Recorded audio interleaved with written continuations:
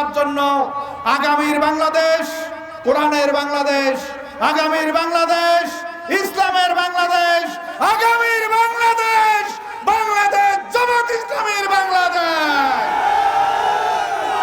আসুন আগামী নির্বাচনে বাংলাদেশ জামাত ইসলামীর পক্ষ থেকে লালমনিরহাট 1 আসনকে বাংলাদেশ জামাত ইসলামীকে উপহার দিয়ে আপনাদের খাদে আল্লাহ তাআলার কাছে প্রার্থনা করি যে মহান রব্বুল আলামিন শহীদ আবু সাঈদের যে বুকের তাজা রক্তের বিনিময়ে 18 কোটি মুসলমান বাংলাদেশি ভাষাভাষীকে 18 কোটি মানুষকে বাংলাদেশ নামক হাসিনার কারাগার থেকে উন্মুক্ত করার সুযোগ দিল আল্লাহ তাআলা। আবু সাঈদ মুক্ত এবং সুজনদেরকে জান্নাতের সর্বোত্তম জায়গায় রাখুন।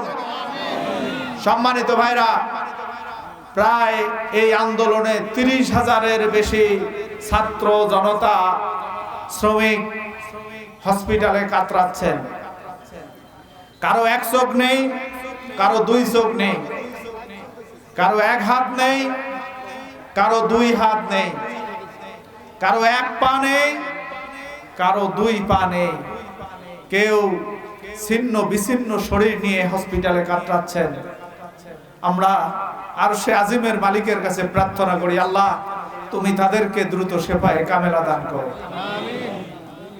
তাদের এই ত্যাগ,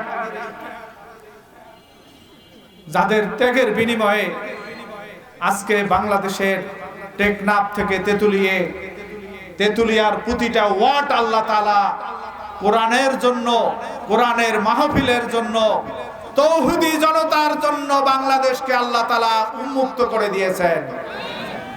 আল্লাহ তাআলা তাদেরকে যেন শেফায়ে কামেলা দান করে। সম্মানিত ভাইরা, মাগরিবের নামাজ আসন্ন। আমরা গত 17টা বছর আমরা কি নির্যাতনের শিকার হয়েছি তার জ্বলন্ত উদাহরণ বড়খতা ইউনিয়নবাসী। সারা বাংলাদেশ আছে, বিশেষ করে এখানে ক্ষমতার দাপটটা একটু বেশি ছিল। নিরীহ মানুষরা মাথা উঁচু করে বড়খতার মাটিতে হাঁটতে পারেনি। নিরীহ মানুষদের সুন্দরী ঘরের সুন্দরী মেয়েরা শান্তিমতো রাস্তায় চলাফেরা করতে পারেনি। অনেকে গরিব মানুষরা তাদের জমি জায়গা নিয়ে ঠিক মতো পরিবার পরিজন নিয়ে বসবাস করতে পারেনি।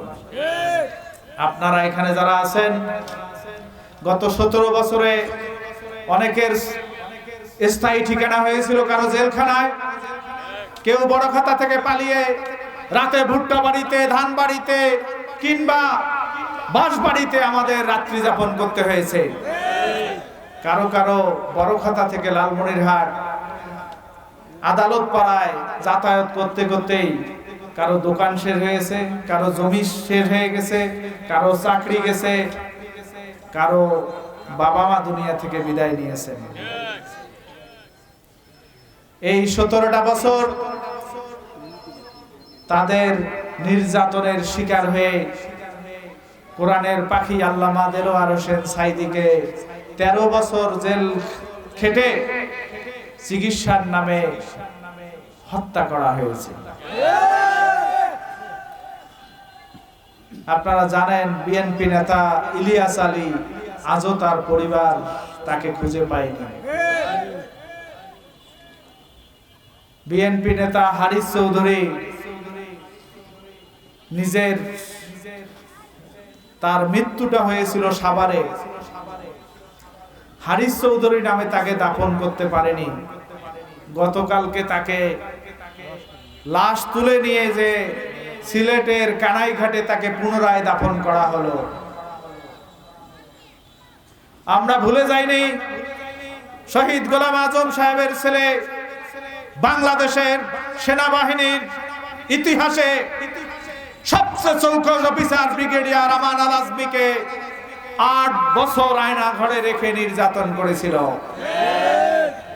তারা নির্যাতন করেছে শহীদ মীর কাসেম আলীর সুযোগ্য সন্তান ব্যারিস্টার আরমান বিন কাসেম, তাকেও 8 বছর এই আয়নাঘরে রেখেছে সেনাবাহিনীর সাবেক অফিসার কর্নেল হাসিনুর রহমানকে। আরো অসংখ্য মানুষ এই আয়নাঘরের শিকার হয়ে অনেকের পরিবারের সাথে আর শেষ দেখাটাও তারা করতে পারেনি। তারা বাংলাদেশের আলেম ওলামাকে মিথ্যা মামলা দিয়ে ফাঁসিতে ঝুলিয়েছে। আল্লামা দেলোয়ার হোসেন সাইদের যে মামলায় ফাঁসি হয়েছিল পরে সেটা যাবজ্জীবন হলো, ধর্ষণ মামলা, নাউজুবিল্লাহ মিন জালিক। যে মহিলা ধর্ষণ মামলা করেছে, যাকে ধর্ষিতা হয়ে কোর্টে নিয়ে আসা হয়েছে, তাকে সাইদি সাহেবের আইনজীবী জিজ্ঞাসা করছিল, মা আপনি ধর্ষিতা হয়েছেন ভালো কথা, কিন্তু আপনার জন্ম কবে? তিনি তখন উত্তর দিয়েছেন তার জন্ম 71-এর পরে। কি মিথ্যাচার ছিল আলেম ওলামাদের বিরুদ্ধে, কি অপরাধ ছিল এই কোরআনের পাখি আল্লামা দেলোয়ার হোসেন সাইদের, কি অপরাধ ছিল মামুনুল হকের নিজের স্ত্রীকে নিয়ে অবকাশ যাপন করার কারণে তাকে 3.5 বছর নাজেহাল করা হলো জেলখানার মধ্যে। তাদের উদ্দেশ্য আলেম ওলামাকে নয়, তাদের উদ্দেশ্য ছিল বাংলাদেশের ইসলামকে তৌহিদি জনতার কাছে প্রশ্নবিদ্ধ করে তোলা। আপনারা জানেন মাদ্রাসা শিক্ষা বোর্ডের 65 জন অফিসার ছিল সনাতন ধর্মাবলম্বী। প্রধান ছিল শিক্ষা বোর্ডের, মাদ্রাসা শিক্ষা বোর্ডের, তিনিও ছিলেন সনাতন ধর্মাবলম্বী। এখন আপনারাই বলেন, একজন, আমি কোন ধর্মের বিরোধিতা করছি না, আমাকে যদি এনে গীতার ব্যাখ্যা করতে বলে আমি কি পারবো?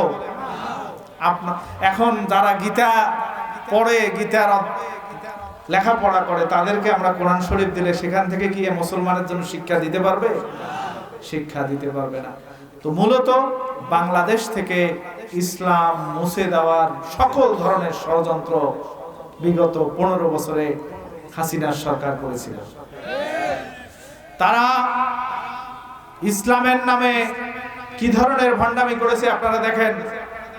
5 তারিখের পরে বাংলাদেশের দরবেশ হিসাবে খ্যাত বিশিষ্ট ব্যবসায়ী, তাদের কি নাম? সালমান এফ রহমান, কি সুন্দর ক্লিন সেভ করে পালিয়ে যাওয়ার চেষ্টা করেছে। আমি বলতে চাই, তারা তাদের এই দাড়ি রেখে মুসলমানদেরকে ধোঁকা দিয়েছে। গত 17 বছরে জামাত শিবিরের লোকেরা নিপীড়নের শিকার হয়েছে, জেলে গেছে, ফাঁসিতে ঝুলেছে। রাসূলের সুন্নাত কেউ দাড়ি কামিয়ে পালিয়ে দেশ থেকে দেশান্তরিত হয় নাই। সম্মানিত ভাইরা, আমি আমার প্রাণপ্রিয় আওয়ামী লীগের ভাইদেরকে বলতে চাই, আপনারা যাদেরকে আপনাদের নেত্রীকে মা বলে সম্বোধন করতেন, আপনাদের কেমন মা আপনাদেরকে জুলুমের মধ্যে রেখে তিনি তার পরিবার বর্গ নিয়ে দেশ থেকে পালিয়ে গেলেন। 17 বছরে জামাতের আমির ফাঁসির রশি গলায় নিয়ে দেশ থেকে পালিয়ে যায় নাই। মীর কাসেম আলী বিদেশে থাকা অবস্থায় বাংলাদেশে ফাঁসির রায় হওয়ার পরেও দেশের মাটিতে নেতা কর্মীদেরকে সাহস জোগানোর জন্য দেশে ফিরিয়ে এসেছে, দেশ থেকে পালিয়ে বিদেশে থাকে নাই। আমি আওয়ামী লীগের নিরীহ ভাইদেরকে বলতে চাই, গত যে নির্বাচনে আপনারা বিজয়ী হয়েছেন, মাত্র 5% ভোটে আপনারা বিজয়ী হয়েছিলেন। তার মানে হচ্ছে বাকি আওয়ামী লীগ যারা আছে তারাও তাদেরকে পছন্দ করে নাই। যারা পছন্দ করেন নাই তাদের উদ্দেশ্যে বলতে চাই, আসুন যারা জুলুম, যারা নির্যাতন, যারা রাহাজানি, যারা হত্যা, যারা ডাকাতি, যারা লুণ্ঠনের সাথে ছিলেন তাদেরকে আমরা প্রশ্রয় আশ্রয় দেব না, কিন্তু যারা নিরীহ ছিলেন, যারা সমর্থন করেছেন তাদেরকে আহ্বান করব, আসুন বাংলাদেশ জামাত ইসলামের পতাকা তলে আগামীর কোরআনের বাংলাদেশ নির্মাণের জন্য একত্রে একসাথে মিলে একটি বৈষম্য মুক্ত সোনার বাংলাদেশ উপহার দেই। সংগ্রামী ভাইরা, আমরা জানি যে গত 17 বছরে আওয়ামী লীগের আমি একটা দুঃশাসনের ছোট্ট উদাহরণ আপনাদের সামনে তুলে ধরতে চাই। 2008 সালে যখন তারা ক্ষমতায় এসেছিল, বাংলাদেশে দেশি বিদেশি ঋণের পরিমাণ ছিল 33.66 বিলিয়ন ডলার। 2024-এর 5ই আগস্ট সেদিন যিনি সুটকেস নিয়ে হেলিকপ্টারে পালিয়ে গেলেন, আমাদের মধ্যে ঋণের বোঝা রেখে গেলেন 156 বিলিয়ন ডলার, প্রায় 122 বিলিয়ন ডলার। এই 17 বছরে তারা বাংলাদেশি জাতির উপর চাপাই দিয়ে চলে গেছে। এই 122 বিলিয়ন ডলারের মধ্যে 98 বিলিয়ন ডলার পাচার হয়েছে দেশের বাইরে। তার মানে কি, মাত্র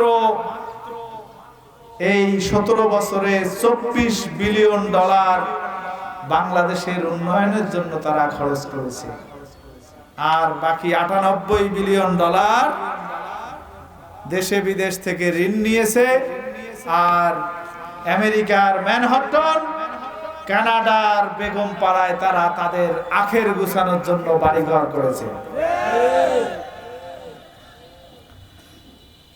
সেই সন্ত্রাসী আওয়ামী লীগ ভাইদেরকে বলতে চাই, 5 তারিখের পর থেকে আপনারা একবার আনসার লীগ হয়ে আসলেন, একবার রিক্সা লীগ হয়ে আসলেন, একবার হিজরা লীগ হয়ে আসলেন, একবার বিচারপতি লীগ হয়ে আসলেন, সর্বশেষ গত বৃহস্পতিবার আপনারা সচিবালয়ে আগুন দিলেন। তাদের উদ্দেশ্যে বলতে চাই, শহীদ আবু সাঈদের এই বাংলাদেশে আর কোন আওয়ামী ষড়যন্ত্র বরদাস্ত করা হবে না, হবে না, হবে না ইনশাআল্লাহ। বাংলাদেশের 18 কোটি মানুষ রক্ত দেওয়া শিখেছে। যতদিন পর্যন্ত বাংলাদেশ বৈষম্য মুক্ত না হবে, ততদিন পর্যন্ত আমাদের আন্দোলন, আমাদের সংগ্রাম, প্রয়োজনে আমরা বড় রক্ত দেওয়ার জন্য প্রস্তুত আছি। সংগ্রামী ভাইরা,